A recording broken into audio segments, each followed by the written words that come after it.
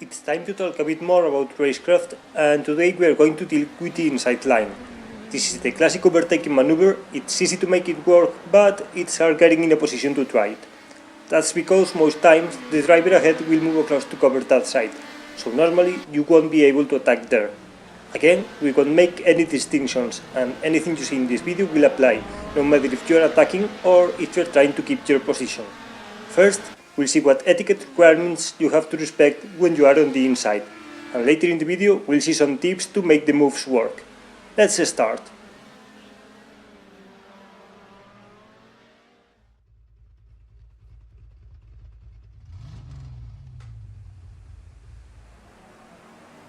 When you are on the inside of another driver, the most important part to even try the move is earning the right to get room on the apex.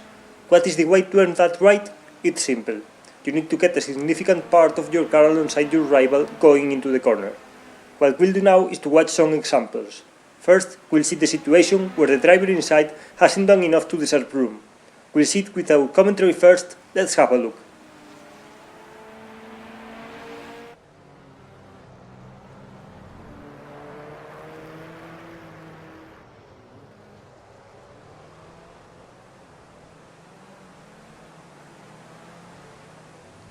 As you can see in the chase cam, the attacker barely gets 10% of his car alongside the rival. In this situation, the driver ahead will often turn in on you, and it gets worse. If there's contact, you'll be the one getting some heat from the stewards. To summarize it in one picture, this is the kind of situation you really want to avoid when you are on the inside, especially if you are coming from behind. Never get into a corner with this kind of overlap on a rival. Contact is very likely, and if it happens, you are going to be blamed. This is the opposite situation. This is the kind of overlap you really want to have when you are on the inside. The first advantage this position has is that the rival should always know where you are, and you should get some room. But there's more. If he still turns in on you, you'll always be the net winner in case of contact. Let's see how it usually goes.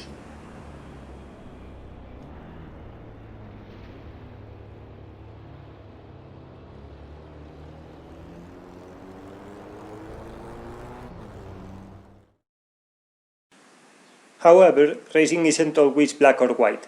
There are many grey situations. Going into a corner with a bit less than half of your car alongside a rival could end up in many different ways. Let's have a look to the most common outcomes of this kind of situation. Sometimes the driver on the outside will notice you coming and will decide to give you just enough room to survive the corner. Be ready to tighten your line and avoid contact.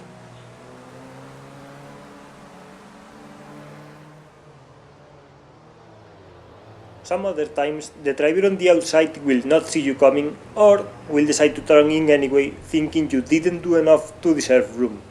This is the most common kind of racing incident. Both sides will be annoyed. One will say, "You turned in on me," the other will say, "I was way ahead." This is a sold-as racing. So, what happens if you crash in this kind of situation? To be fair, anything can happen. Stewards could decide it is a normal racing incident and take no action. They can also decide to punish you, or they might punish the other driver for turning in, ignoring your presence. It will all depend on how far alongside you made it and from how far back your move was coming. There's one more thing you should consider on top of getting well alongside. You'll need to be able to hold a reasonable line. You can't steam into a corner like a maniac and then just drift wide and miss the apex by a country mile. Even if you get a good overlap, you are also expected to hold a decent line. We don't talk about perfect precision at the apex, just about holding a sensible line and not understeering into the path of the guy outside. That's all about the central part of the corner. As you can see, being on the inside is usually the best place in that part of the corner. Now, let's talk a bit about corner exit. Again, the overlap between both cars is decisive. If you are on the inside and clearly ahead, you'll get to use the full width of the track on corner exit. On the other hand, if he manages to get ahead or to stay fully alongside you, you'll have to give him room on corner exit. You won't be able to push him wide.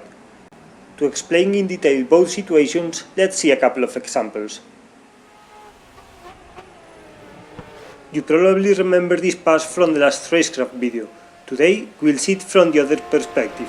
will be the driver on the inside, the victim of the overtake.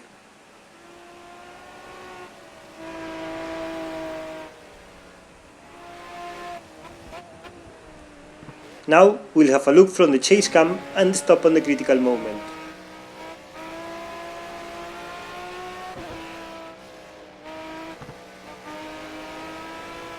Now we are approaching corner exit and the guy on the outside has managed to stay fully alongside us all around the corner. That means we won't be able to use all the width of the track going out of the corner. We will have to tighten our line a bit and give him just enough room on corner exit.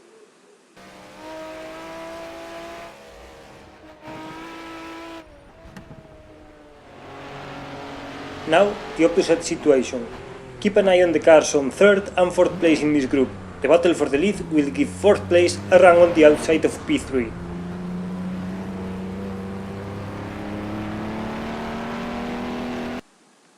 Let's stop here. At this point we are arriving to corner exit and the driver on the outside has lost ground. He is clearly behind now. That means the driver on the inside will be able to use all the width of the track on corner exit. Let's fast forward a second or two and see where he will be. Now imagine what would have happened if the driver outside insisted hanging out there. He will be on the grass now as there's no room on the left of the driver on 3rd place. Now let's go back live and see what is the sensible thing to do in this situation. If you are falling behind, you leave for a fraction and focus on getting a good exit. There's no point hanging out there. You are very likely to be squeezed out if you fall behind the other driver.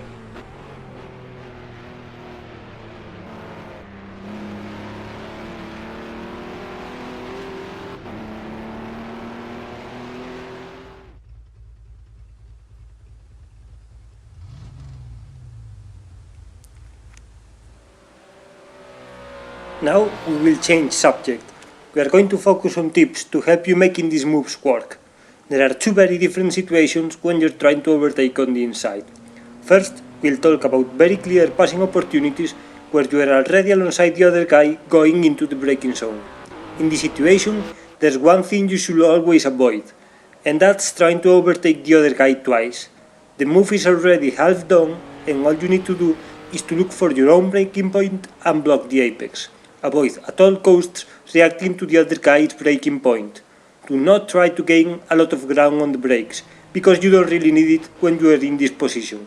Now we'll see a couple of examples to illustrate this point.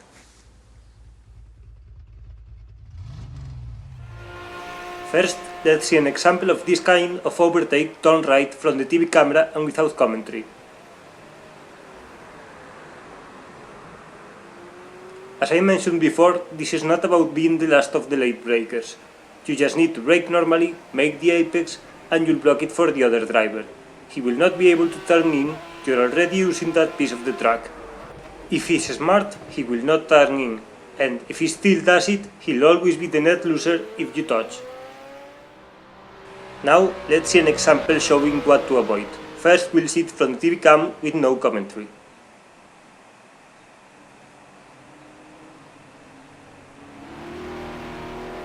Even with a perfect run on the inside, here I decide to brake extremely late.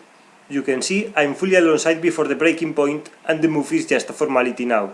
However, I'm going to charge way too fast into the corner and the only thing I'm going to manage is to ruin my own corner exit. Let's see it.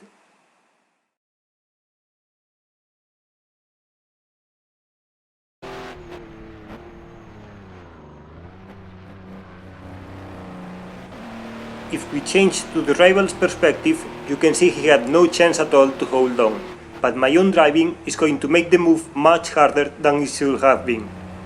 If we stop here, you can see I went completely offline and my entry for the next turn is compromised. If there was a long straight after this chicane, I would have been repassed. So remember, be sensible, pick your own braking point and don't try to make big gains on the brakes. All you need to do is to block the apex, like here.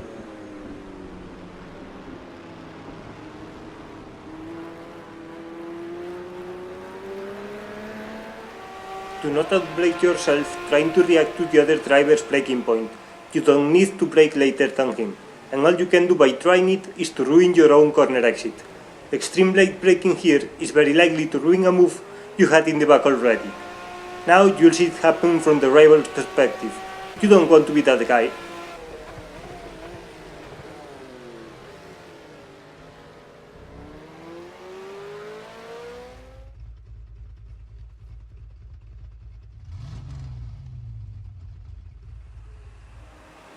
The other kind of move on the inside is the dive bomb.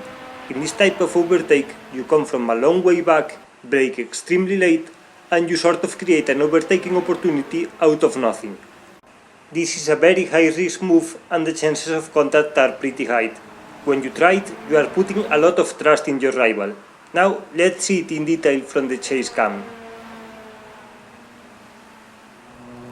You can judge the distances much better in this shot, and you can see the move comes from an awful long way back. You'll need to be far superior under braking to even stand a chance.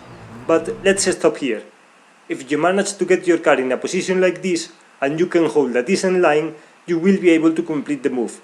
At this point, the other guy simply cannot turn in at all. So, why did I say before that you put a lot of faith in your rival with this move? Let's go back a couple of seconds to understand it. This is the situation when we both hit the brakes. The gap is huge, so there's a chance the rival feels completely safe and doesn't even bother checking the mirrors turning into the corner. When you commit to a dive bomb, even if you do your part perfectly right, you'll need the rival to be sharp enough to notice you coming. Now let's go back live and see how this one ended.